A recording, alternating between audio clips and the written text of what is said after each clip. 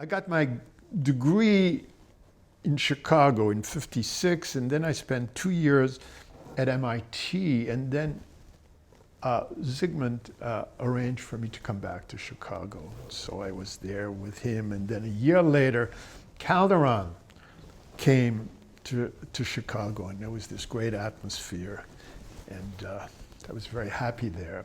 One of the things that I was interested in was the following thing that I had noticed. There was Kolmogorov's first proof, that was the first proof, of the fact that the Hilbert transform was a weak type 1-1. It wasn't anywhere like the standard proof. It went the following way. You have a function which is in L1, and by using complex methods, you can prove that the holomorphic function, of which this is the real part, has non-tangential limits almost everywhere. Okay, so the Hilbert transform exists in some sense almost everywhere. From that very fact, he was able to prove by some very clever argument, which fascinated me, he was able to prove that the operator had to be of weak type 1-1. Well, that's sort of something that stands by itself. And then I learned of something else. Calderon had recently proved the following thing.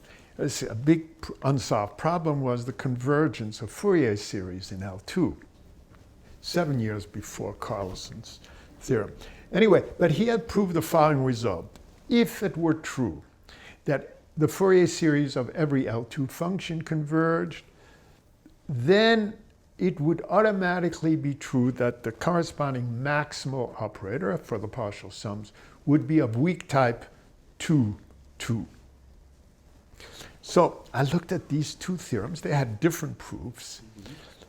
They seemed to have special proofs designed particularly for the operators in question. But I convinced myself that they could not, it couldn't be an accident that there was some general principle. And so I worked very hard on this. And I remember one day I got a really splitting headache, which I don't usually get. I mean, it was a really splitting headache. And then after I had this headache for about a half hour, an hour, I realized what had to be done, what was the general formulation and how to prove.